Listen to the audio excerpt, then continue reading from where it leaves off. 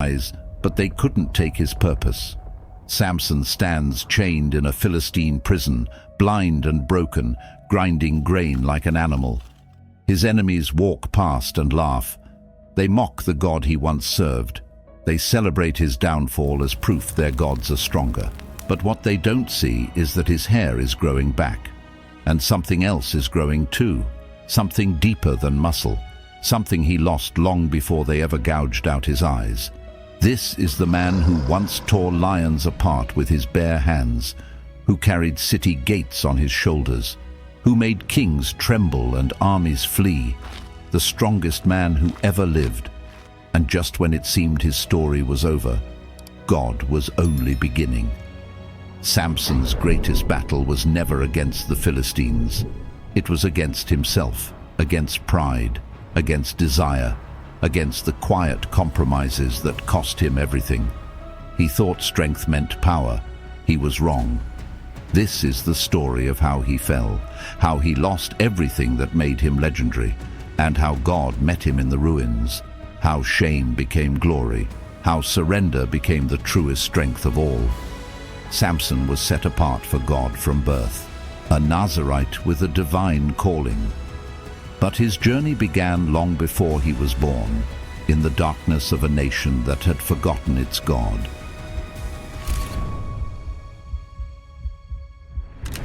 For 40 years, Israel lived under the shadow of the Philistines.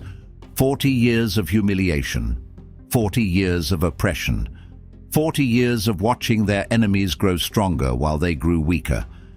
The Philistines didn't just conquer with swords, they conquered with iron. While Israel still fought with bronze weapons, the Philistines had mastered the secret of forging iron. Their blades were sharper, their armor was thicker, their control was absolute.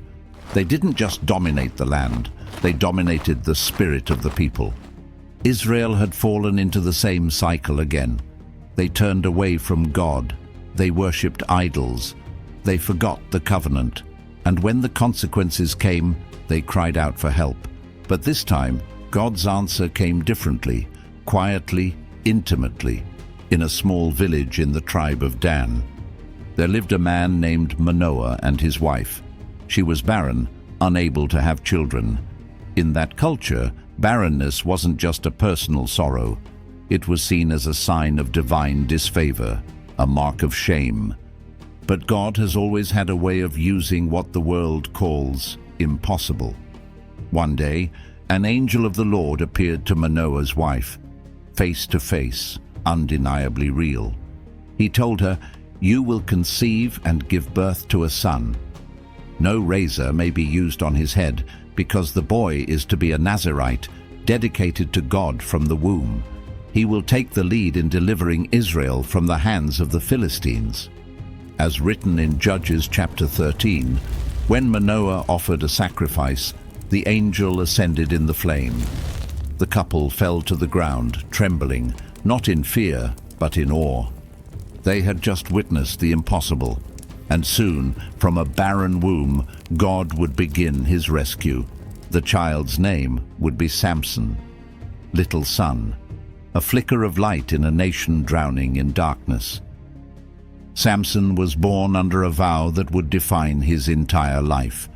The Nazarite vow, a sacred commitment that set certain individuals apart for God's purposes. 3 simple rules: no wine or strong drink, no contact with anything dead or unclean, and no razor could ever touch his head. These weren't arbitrary restrictions. They were symbols of consecration, of separation, of complete dependence on God. Samson's strength didn't come from his muscles, it came from his calling, from the Spirit of the Lord that rested on him because of his dedication to God. His parents raised him with this truth. They reminded him that he wasn't like other boys, that his life had a purpose woven into it before he even took his first breath. And as he grew, so did the evidence of God's favor. The Spirit of the Lord began to stir in him. There were moments, brief, powerful moments, when something beyond human ability would surge through his veins, a glimpse of what he was meant to become. He was called to be a deliverer, a judge, someone who would push back the darkness that had covered Israel for 40 years. But here's what no one could have predicted. God gave him strength to shake nations, but he didn't give him immunity from temptation.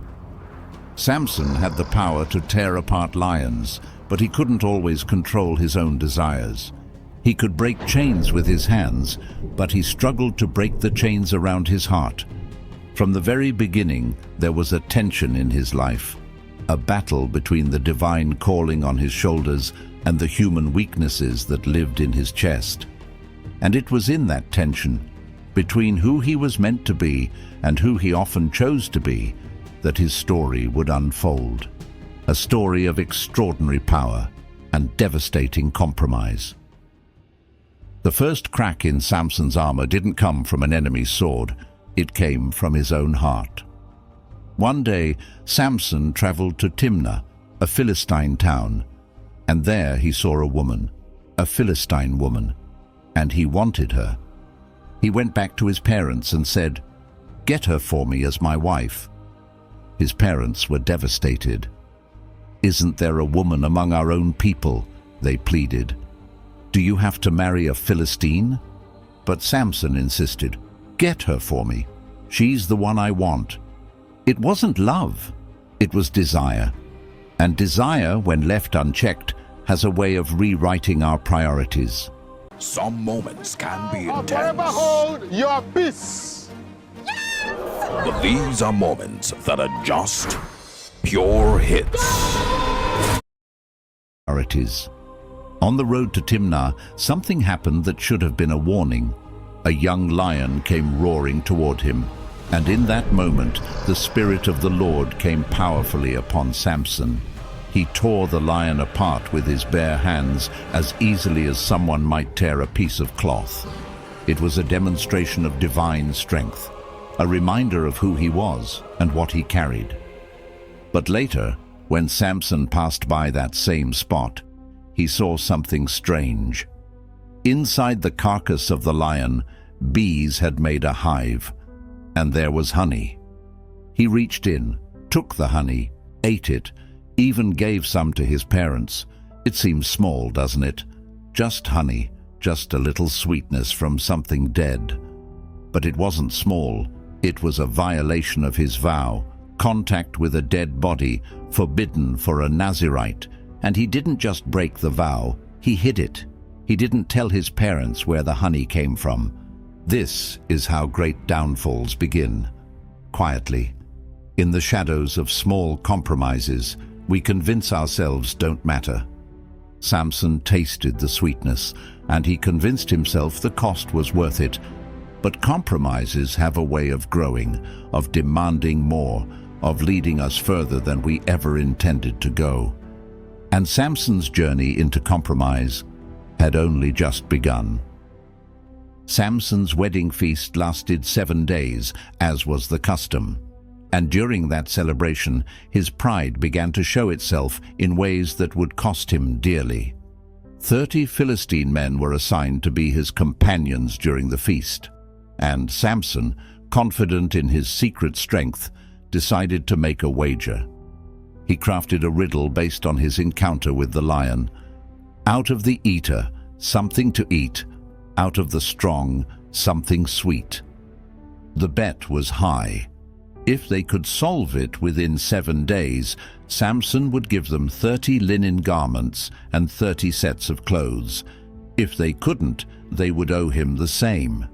It was a game, a display of intellectual superiority to match his physical dominance. But the Philistines couldn't solve it. And as the days passed, their frustration turned to anger. On the 7th day, they went to Samson's bride with a threat. "Coax your husband into explaining the riddle, or we'll burn you and your father's household to death." Terror gripped her. She went to Samson weeping. "You hate me. You don't really love me. You've given my people a riddle, but you haven't told me the answer." For days she pressed him, manipulated him, accused him of not loving her. And finally, worn down by her tears, Samson told her the answer. She immediately told the Philistines.